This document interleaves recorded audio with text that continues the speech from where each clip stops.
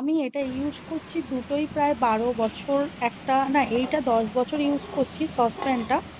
আর ওই যে ননস্টিকের কড়াইটা, আসলে দুটোই আমার ইন্ডাকশনের। এগুলো আমরা ইউজ করছি কম করে 10-12 বছর হয়ে গেল। আর দেখুন নিচের দিকটা দেখানোর বারবার চেষ্টা করছি, পুরো কালো স্পট পড়ে আছে, তেলে পুরো পুড়ে গেছে। এটাও হয়েছে, কড়াইটাও হয়েছে, একই জিনিস। তবু কড়াইটা আমার অনেক বছরের, প্রায় 12 বছর হয়ে গেল একভাবে ইউজ করছি। ননস্টিকের কড়াই তো খুব চেপে চেপে ঘষে মাজা তোলা যায় না, তাই হয়তো এরকম হয়ে আছে। আর যেহেতু অনেকদিন ইউজ করছি বলে ভিতরের কোটিংটা কিছু অংশ উঠে গিয়ে সাদা হয়ে গেছে। তো এইটা না ফেলে দিয়ে কিভাবে আমি পরিষ্কার করতে পারি, চলুন একটু চেষ্টা করে দেখি। আর আজকে আমি দুটো স্টেপ করে এই কড়াই আর সসপ্যান গুলো পরিষ্কার করব। যদি মনে হয় জায়গাটা পরিষ্কার করতে পারবেন না, তাহলে এরকম একটা খবরের কাগজ পরে নেবেন।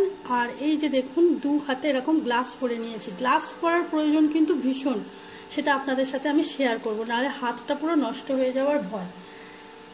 এইবার আমি এখানে কড়াইগুলো রাখলাম, এখানে কড়াই দুটো রেখেছি। এর ওপরে আমি যেটা দেব, এর ওপরে আমি নিয়েছি দেখুন খাবার সোডা। আমি এখানে কিছুটা পরিমাণ খাবার সোডা ঢেলে নেব।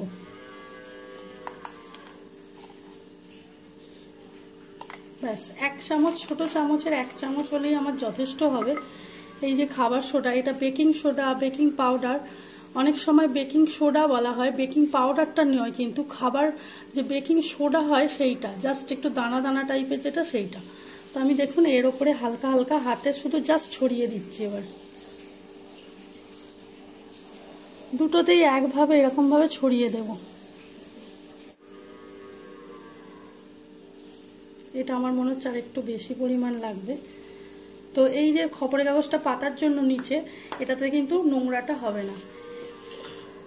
এবার আমি নিয়েছি যেটা হচ্ছে হারপিক। অনেকেই বলবেন, ইস হারপিক ছি, যেটা বাথরুম ক্লিন করি, সেটা নয় কিন্তু, এটা নিউ আমি মার্কেট থেকে কিনে নিয়ে এসেছি। আপনারাও একটা মার্কেট থেকে কিনে নিয়ে এসে জাস্ট কোনো, এই দেখুন নতুন আমি কাটছি, তো একটা মার্কেট থেকে কিনে নিয়ে এসে আপনি কিচেনের কোনো স্ল্যাবের নিচে রেখে দেবেন, তাহলেই হবে। এই যে এবার ওপর থেকে আপনি হারপিক কিছুটা পরিমাণ দিয়ে দিন।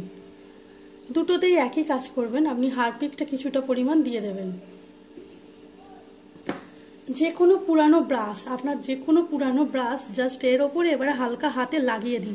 কোনো ঘষাঘষির প্রয়োজন হবে না, জাস্ট হালকা হাতে এইভাবে লাগিয়ে দিন। এই যে পাউডারটা দেওয়া আছে বলে, বেকিং সোডাটা দেওয়া আছে বলে রিয়্যাক্ট করছে।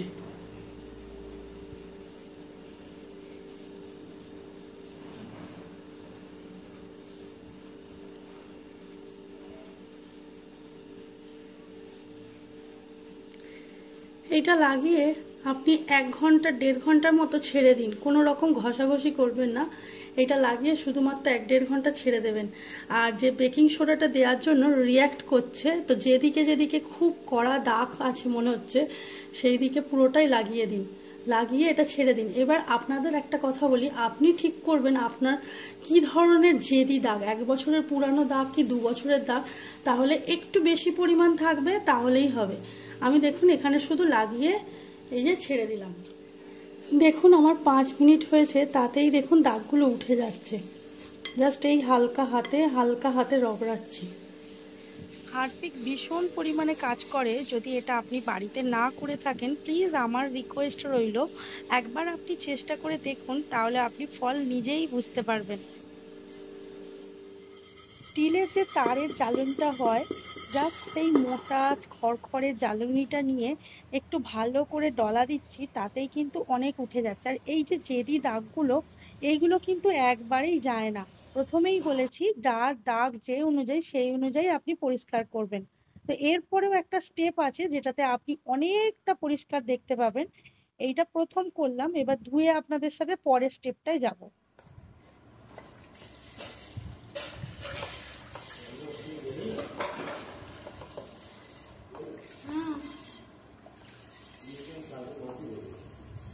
তো দেখুন ধোয়ার পরেই যে পুরো ক্লিয়ার হয়েছে তা কিন্তু হয়নি। এইবারে সেকেন্ড স্টেপটা আমাকে করতে হবে, তাহলে এই পুরো যে কালো পোর্শনটা একদম পরিষ্কার ঝকঝকে হয়ে যাবে। তার জন্য আমি কিছুটা ভীম লিকুইড আর এখানে মোটা যে লবণ সেইটা নিয়েছি। তা এইটা আমি যখন দিয়েছিলাম কিভাবে জানি না ভিডিওটা ডিলিট হয়ে গেছে। আমি এখানে মোটা লবণ আর কিছুটা পরিমাণ ভীম লিকুইড দিয়ে জাস্ট ভালো করে স্ক্রাব করে রগড়ে নিচ্ছি। যেহেতু আমি এটা 10 বছর ইউজ করছি, তাহলে বুঝতেই পারছেন কতটা জেদি দাগ। একবারে যে ওঠানো সম্ভব সেটা কারোর পক্ষেই না, তাতে হাতগুলো পুরো ব্যথা হয়ে যাবে। তো বেশি খাটতে হয়নি, জাস্ট 10 মিনিটের মধ্যেই আমার কিন্তু হয়ে গিয়েছিল। আমি আপনাদের সাথে জাস্ট ঘষে মেজে দেখাচ্ছি। আর এই দাগটা তো ভীষণ ঘষাঘষির প্রয়োজন হয়, না হলে উঠতেই চায় না।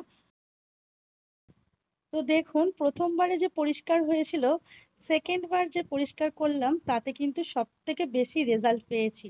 একদম ফর্সা হয়ে গেছে, পুরো সাদা ধপধপ করছে, কোনো জায়গায় আর কালোর কিছু চিহ্ন নেই। আর এই যে কালোর স্পট গুলো দেখছেন, এগুলো তো আলাদা।